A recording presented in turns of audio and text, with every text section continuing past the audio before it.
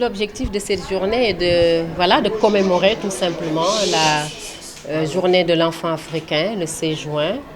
Une manière pour nous de rendre hommage aux enfants disparus à cette occasion-là, mais aussi de réunir les enfants des différents établissements du Sénégal, de Dakar en grande majorité, afin d'échanger avec eux sur leurs droits, sur l'historique de cette journée, mais principalement sur leurs droits, et enfin saisir cette opportunité pour récompenser les meilleurs élèves de ces établissements-là, une manière pour nous de récompenser l'excellence, de prôner l'excellence en quelque sorte. Pour ce qui est de notre association Lumière pour l'enfance Kumba Gawlo, comme vous le savez, depuis plusieurs années maintenant, nous célébrons cette journée-là. Nous en sommes à presque la 6e ou 7e édition à cette année et à chaque fois avec plus ou moins les mêmes partenaires. Maintenant, si une telle journée est naturellement, effectivement institutionnalisée, cela ne ferait que renforcer notre combat, cela ne ferait que nous motiver et nous encourager dans le combat que nous menons pour le respect scrupuleux des droits des enfants.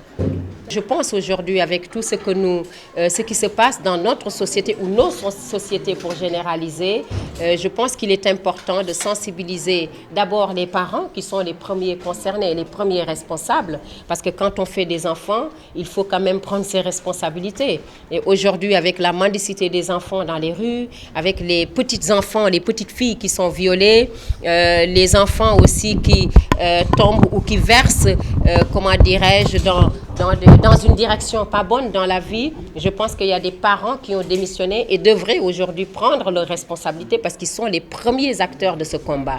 Ensuite arrive l'État, l'État qui a le devoir de protéger les populations. Donc il faut sanctionner, il faut renforcer la sécurité de sorte à ce que les populations puissent quand même vivre dans la sérénité, dans la sécurité et la tranquillité. Et enfin, nous les acteurs dans ce domaine, que ce soit les artistes, que cela soit les communicateurs traditionnels ou tout simplement les associations ou ONG ou institutions de l'État, que nous continuions le combat et que nous continuions le plaidoyer dans ce domaine-là pour atteindre les objectifs attendus. C'est excellent que le chef de l'État donne des instructions pour améliorer les conditions de l'enfant ou donne des instructions pour faciliter l'adoption. Moi, je pense que le rôle du chef de l'État, comme je l'ai dit, c'est de renforcer ou de faire le nécessaire pour que les droits de l'enfant puissent davantage être respectés. C'est ce que j'ai dit tout à l'heure, parce que l'acteur principal qui doit aujourd'hui se battre pour faire respecter la loi pour ce qui concerne les enfants, c'est l'État. Donc je me réjouis d'une telle initiative venant de son Excellence, le chef de l'État, et nous le félicitons pour cela. D'ici octobre, donc la loi qui criminalise donc le viol et la pédophilie sera rendue obligatoire. Cette loi devrait être votée il y a bien longtemps. Parce qu'il y a bien longtemps que le viol à l'endroit des enfants a commencé dans notre pays et dans d'autres pays. Et ce qui se passe aujourd'hui, c'est qu'il ne s'agit pas, à mon avis, c'est une excellente chose que cette loi ait été lancée et votée par le chef de l'État et que derrière, il y ait un suivi. Mais c'est encore mieux que dans nos familles qu'il y ait la dénonciation. Parce que ce qui se passe aujourd'hui, c'est que les cas de viol qui sont sus ou qui sont visibles ne sont pas généralement les cas de viol les plus nombreux. C'est le cas des viols d'anonymes à l'endroit d'autres personnes.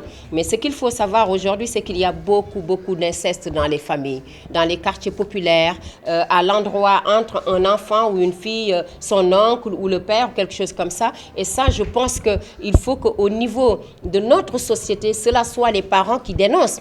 Et aujourd'hui, il est primordial que les parents puissent dénoncer et qu'on enlève ce fardeau de la société dans nos esprits qui disent que oui, si vous dénoncez votre mari, demain, ça va suivre votre enfant. Et cet enfant, on doit en faire quoi? On doit en faire quoi? Je pense qu'il faut d'abord que les familles prennent leurs responsabilités dans les familles, dans la société, dans les maisons et aient le courage de dénoncer. Quelles sont les perspectives? Mais écoutez, les perspectives, c'est continuer le combat que nous sommes en train de faire pour la sensibilisation, pour le respect scrupuleux des droits des enfants. Et je pense qu'aujourd'hui, il y a tellement de choses à faire pour l'amélioration des conditions d'existence des enfants. Il y a d'abord l'éducation, parce que pour moi, l'éducation est un droit inaliénable. Chaque enfant y a droit. Et quand moi, je fais le tour du Sénégal des profondeurs et que je me rends compte que des enfants viennent traversent des kilomètres et des kilomètres avec une bouteille d'eau de 10 litres à la main, leur sac à dos, de l'autre côté, pour venir à l'école, parce que tout simplement, il n'y a pas d'eau ou de borne-fontaine dans les écoles, je dois vous avouer que je suis profondément attristée.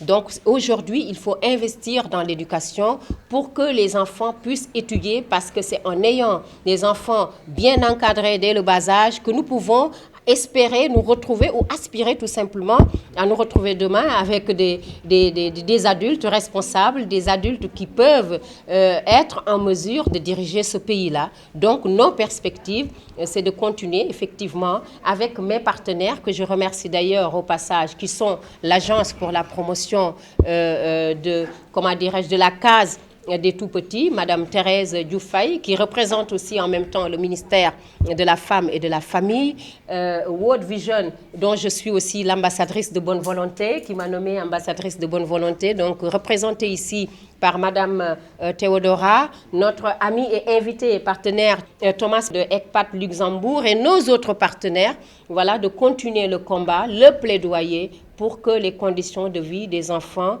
soient meilleures. Pour parler d'éducation, on s'achemine tout droit vers la fin de l'année scolaire. Qui dit année scolaire parle d'examen scolaire. On sait que dans ce sens, plusieurs enfants voient leur rêve brisé du fait de ne pas avoir de piste pour se présenter aux examens, notamment l'extrait de naissance. Quel est le plaidoyer de votre association dans ce sens? Écoutez, moi, personnellement, l'extrait de naissance, je pense, et si je ne me trompe, je pense que c'est à un père d'aller déclarer son enfant. Ce n'est pas à l'État d'aller dans les maisons et de dire, viens déclarer ton enfant. Il n'est pas du tout au courant de qui a fait un enfant ou qui ne l'a pas fait. Donc, je pense que c'est aux parents de prendre leurs responsabilités. Moi, je fais le tour du Sénégal des profondeurs et croyez-moi, j'ai eu avec une institution de la place à faire une campagne pour sensibiliser les parents sur l'importance d'aller déclarer ton enfant. Un enfant non déclaré est un enfant sans identité. Et c'est inadmissible à mon avis. Donc il faut tout simplement que les parents, surtout les pères de famille, puisque en Afrique, il n'est pas permis à une mère, de manière générale, d'aller déclarer son enfant sans le père. Donc il faut que les pères prennent leurs responsabilités et aillent déclarer tout simplement leurs enfants.